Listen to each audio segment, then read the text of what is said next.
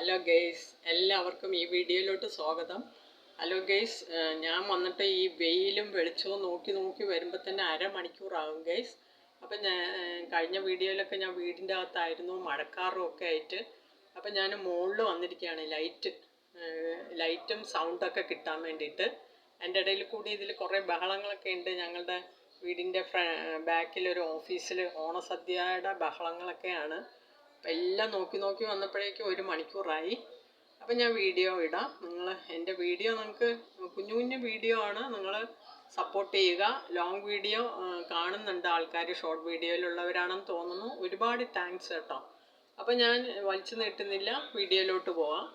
അപ്പോൾ ഞാൻ നേരത്തെ വീഡിയോയിൽ പറഞ്ഞിട്ടുണ്ടായിരുന്നു ജീവിതത്തിൽ അറിഞ്ഞിരിക്കേണ്ട കാര്യങ്ങളുടെ കുറച്ചായിട്ട് ഇടാമെന്ന്.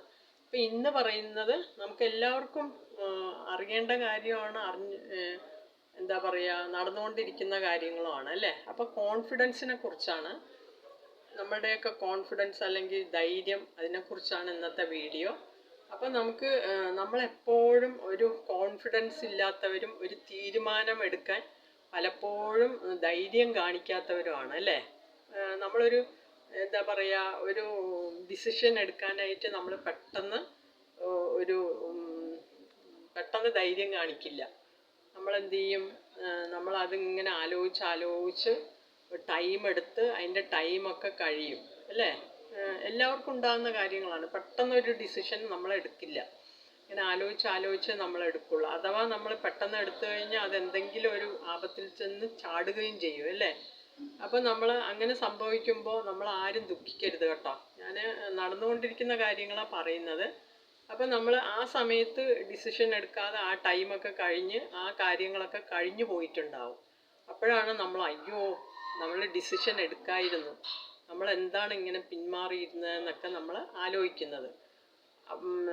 അത് സാരമില്ല ഗെയ്സ്. എന്തെന്നാ, നമുക്ക് അത് അങ്ങനെ വിചാരിച്ചിട്ട് അവരുടെ ലൈഫ് തന്നെ ഇങ്ങനെ ആലോചിച്ചുകൊണ്ടിരിക്കുന്നവരുണ്ട്. പക്ഷെ അതൊന്നും സാരമില്ല. എന്ന് വെച്ച് കഴിഞ്ഞാൽ നമ്മൾ ഈ ഡിസിഷൻ ആദ്യത്തെ പ്രാവശ്യം എടുത്തില്ലെങ്കിൽ അടുത്ത പ്രാവശ്യം ഒരു ഡിസിഷൻ എടുക്കേണ്ടി വരുമ്പോൾ നമുക്ക് നല്ല ഒരു കോൺഫിഡൻസും ധൈര്യവും ഇതിനേക്കാൾ ബെറ്ററായിട്ട് നമുക്ക് എടുക്കാൻ പറ്റും. അപ്പോൾ അതിൻ്റെയൊക്കെ ഒരു എക്സ്പീരിയൻസ് ആണ് നമുക്ക് തൊട്ട് മുമ്പുള്ള ഒരു കാര്യം തീരുമാനം എടുക്കാനോ അങ്ങനെ സാധിക്കാതെ വന്നത് കേട്ടോ. അപ്പോൾ അതാണ് ടോപ്പിക്ക്. നമുക്കൊരു കാര്യത്തിന് ഒരു കോൺഫിഡൻസോടുകൂടി ഒരു തീരുമാനം എടുക്കാൻ പറ്റാത്തത് നമുക്ക് അതൊക്കെ ഒരു എക്സ്പീരിയൻസ് ആയിട്ട് കരുതുക. നെക്സ്റ്റ് ടൈം നമുക്ക് അതിനേക്കാളും 100% ഉപരിയായിട്ട് നമുക്ക് ബെറ്ററായിട്ട് നമുക്ക് ആ വേറൊരു തീരുമാനം ഇങ്ങനെ വന്നു കഴിഞ്ഞാൽ നമുക്ക് എടുക്കാൻ പറ്റും.